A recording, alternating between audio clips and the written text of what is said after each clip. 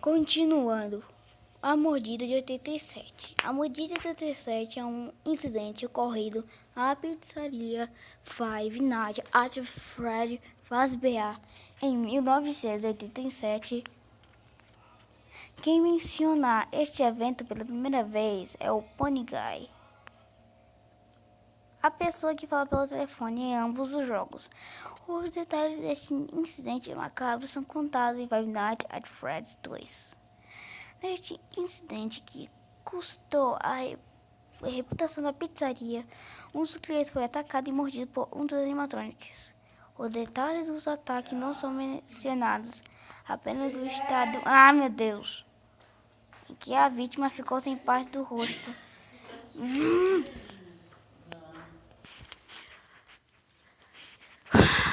Os detalhes do ataque não são mencionados, apenas o estado em que a vítima ficou sem parte do rosto e do cérebro.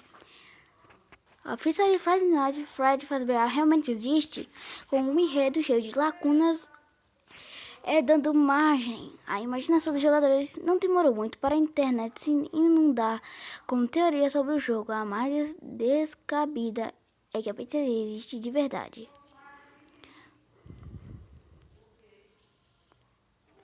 Esse rumor ganhou força no mês seguinte ao lançamento do primeiro jogo, quando os jogadores foram buscar informações sobre o mesmo. Ao pesquisar no site da Google, um dos resultados aponta para um local no Google Maps chamado Freddy's Fazbear Pizza.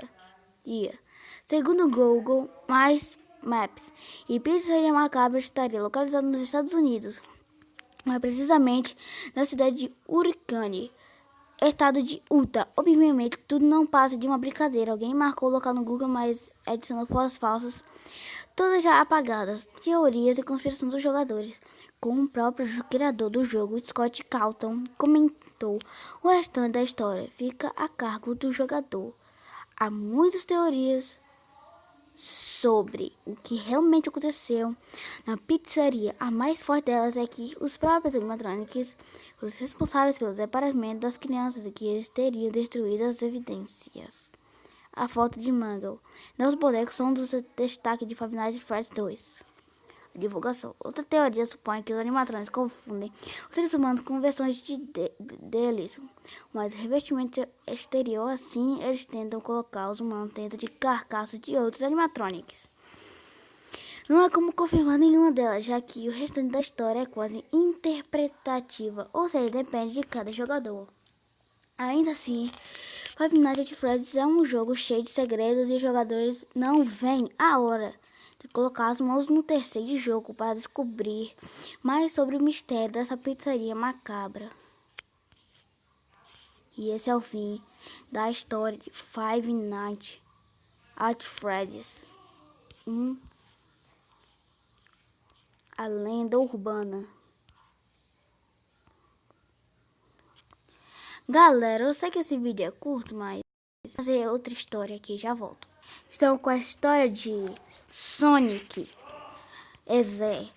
Você provavelmente já jogou algum game do Sonic pelo menos uma vez na vida, não é verdade? Mas tem um jogo do Ouriço que você nunca jogou e provavelmente jamais vai querer jogar. Com essa história de Sonic.exe, game demoníaco do mascote da SEGA. Existe uma coisa que o ser humano sempre irá temer: o desconhecido. E existe uma outra coisa que faz o ser humano entrar no desconhecido: alheio até mesmo os perigos que ele pode representar. A curiosidade é o que nos move adiante, nos empurra para novas descobertas. Algumas boas, outras nem tanto. E foi a curiosidade que levou um pobre fã de Sonic aos piores momentos de sua vida, na lenda sinistra que você vai conhecer agora. Tom estava em sua casa jogando tranquilamente o famigerando game Sonic the Slasher, quando, ao olhar pela janela para o que o carteiro havia acabado de deixar as correspondências em sua caixa de correio, então passou o game e foi apanhar as correspondências. Abriu sua caixa de correio e o carteiro havia deixado apenas uma caixinha de CD e uma carta pela atleta Tom. Reconheceu que a carta era de seu amigo Kylie, de Tom, de quem Tom não tinha notícias há 2 semanas, em letras estranhas, como se estivesse com dificuldade para escrever. Kylie dizia: Então eu não posso mais ficar com isso. Eu tinha que me livrar disso de alguma forma, antes que fosse tarde demais. Eu esperava que você pudesse fazer isso por mim. Eu não consigo fazer isso. Ele está atrás de mim. Se você não destruir este CD, ele irá atrás de você também. Ele é rápido demais para mim. Por favor, Tom, destrua esse disco antes que ele venha atrás de você também. Ele é tarde demais para mim. Destrua o disco, você o destruiria, mas faça... Faça isso rápido, ou ele irá pegar você e nem mesmo jogue este game. E isso, o que ele quer, apenas destrua ou... Por favor, Kylie. Tão estranho a cara. Seu melhor amigo sumiu há 2 semanas, mas leviamente ignorou os avisos do game. Devia ser algum tipo de pegadinha final que o simples game poderia fazer de mal. A ele era apenas um game e nada mais. Imagem meramente ilustrativa, Sonic.exe. Tom pegou o CD, um simples disco sem nada especial, onde lia-se nome Sonic.exe, escrito com caneta permanente. Ao ver o nome Sonic, Tom ficou muito empolgado, pois era fã do ouriço. Então tratou de colocar o CD em seu computador para jogá-lo. Após a instalação, a tela de abertura do game apareceu. Era o primeiro game do Sonic, um clássico que marcou gerações, embora não fosse um jogo novo. Tom ficou imensamente feliz por poder jogá-lo novamente, mas uma coisa estava terrivelmente errada. Ao apertar Start, a tela de abertura mudou para apenas uma fração de segundos antes dele ficar preta. A imagem que apareceu neste frame era a tela de abertura do game, bizarramente distorcida com o céu escuro e a água vermelha. E onde deveria estar escrito Sega 1991, estava escrito Sega 666. Para piorar, o próprio Sonic estava mudando seus olhos, estavam totalmente pretos e sangravam, exibindo um par de aterrorizantes pupilas vermelhas e brilhantes. Para piorar, estes olhos macabros pareciam olhar diretamente para Tom. E ele está nos olhando, nos observando com um sorriso. Tom achou curioso, mas foi tudo tão rápido que ele pensou que aquilo era apenas um glitch do game. Após uma tela preta, uma nova tela apareceu, com 3 save files do Sonic the Hedgehog 3, algo impossível de acontecer. A tela que mostrava os 3 arquivos de save. Por si só era muito estranha. O fundo era composto por algo parecido com nuvens vermelho, escuras como as da fase Bad Stardust Speedway do Sonic CD. E a música que tocava era estranha, bizarra, muito parecida com a que tocava no Game Bond. Tom reparou nos 3 arquivos de save e mais uma vez se espantou. O primeiro arquivo era um save de Tails, o segundo era um save de Knuckles, e personagem que sequer existia no primeiro game do Sonic. Ainda mais bizarro era o terceiro arquivo, um save file nomeado como Robotnik, ninguém menos que o arqui-inimigo de Sonic. Vendo todas as coisas estranhas, Tom concluiu que aqui não era apenas glitches ou bugs, aquilo deveria ser uma versão hackeada de algum game do Sonic.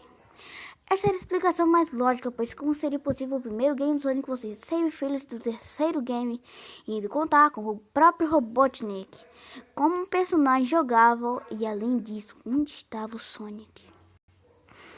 Apesar de todas as bizarrices, Tom não se sentia amedrontado e resolveu encarar o desafio, escolhendo Tails para começar o game. A tela ficou preta por uns segundos e uma macabra risada pixelada sou muito semelhante à risada de Kefka, vilão de Final Fantasy. Então surgiu uma mensagem na tela em tipografia estranha, lia-se apenas Rio, ato 1. Após isso, o game enfim começou. O cenário da clássica Green Hill Zone de Sonic 1 apareceu. Ele começou a correr ao controle de Tom. No entanto, a fase não possuía nenhum inimigo e progredia sempre em linha reta, ao som de uma estranha música que parecia tocada de trás para frente. Após 5 minutos em linha reta, Tails encontrou algo estranho. Parecia 2 animais que são salvos ao fim de cada level, mas ele estava morto. A partir desse momento, A música invertida começou a diminuir de volume e ficar cada vez mais lenta. Uma sensação de animais mortos começou a aparecer pelos caminhos, todos dentro de sinistras poças de sangue e parecendo mutilados para deixar tudo ainda mais estranho. A cada animal que Deus passava, sua expressão parecia ficar diferente, como se o próprio personagem estivesse ficando triste, se que isso era possível. No vídeo abaixo você pode ouvir o possível tema original deste bizarro Sonic Ezer. Eu vejo isso daqui depois. Ao fim da fase, animais e a música sumiram. Deus continuou correndo até que de repente parou e diante dele estava Sonic de costas e com os olhos fechados. Então começou a assistir o que parecia ser cutscene. Tails parecia estar feliz por rever Sonic e foi se aproximando lentamente dele. Conforme Tails chegava perto, um estranho som de estática surgiu e começou a ficar cada vez mais alto. Quando Tails chegou perto de Sonic, que parecia estar ignorando-o, e esticou o seu braço para tocar nele. Olhos sobre os olhos, os mesmos olhos negros com pupilas vermelhas que apareciam no início do jogo. Depois disso, tudo ficou preto por alguns segundos e o primeiro contato aconteceu. No meio da tela preta, uma mensagem cabulosa apareceu para Tom. Olá, você quer brincar comigo?